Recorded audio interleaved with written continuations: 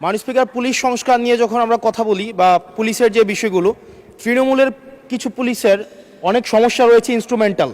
যেমন পুলিশকে যখন তদন্ত করতে পাঠানো হয়, ওই তদন্তের খরচ কিন্তু থানা থেকে দেওয়া হয় না, আর যেটা দেওয়া হয় সেটা কিন্তু অপ্রতুল।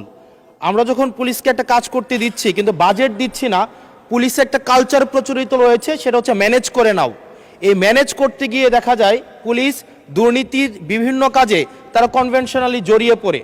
যেমন কিছুদিন আগে আমাদের 26শে মার্চের প্রোগ্রাম হয়েছে এবং সেটা হচ্ছে সবাই জানে, এই 26শে মার্চের প্রোগ্রামে যে বাজেট দেওয়া হয়েছে প্রশাসনকে, সেই বাজেট এবং প্রোগ্রাম করতে গিয়ে যে খরচ হয়েছে সেটার মধ্যে কিন্তু আনুপাতিক অনেক ধরনের ব্যবধান রয়েছে।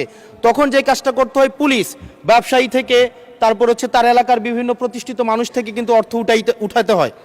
আমার মাননীয় স্বরাষ্ট্রমন্ত্রীর কাছে প্রশ্নটি হচ্ছে, এই যে পুলিশের যথাযথ বাজেট দেওয়া হবে কিনা, যাতে করে তাদের যে রুটিন ডেইলি অ্যাক্টিভিটিগুলো রয়েছে সেই ডেইলি অ্যাক্টিভিটিগুলো যথাযথভাবে তারা পরিচালনা করতে পারে এবং তাদেরকে যেন ম্যানেজ করে নাও কালচারে যেন না যেতে হয় এবং কোনো ধরনের দুর্নীতিতে যেন তাদেরকে যুক্ত না হতে হয়। ধন্যবাদ।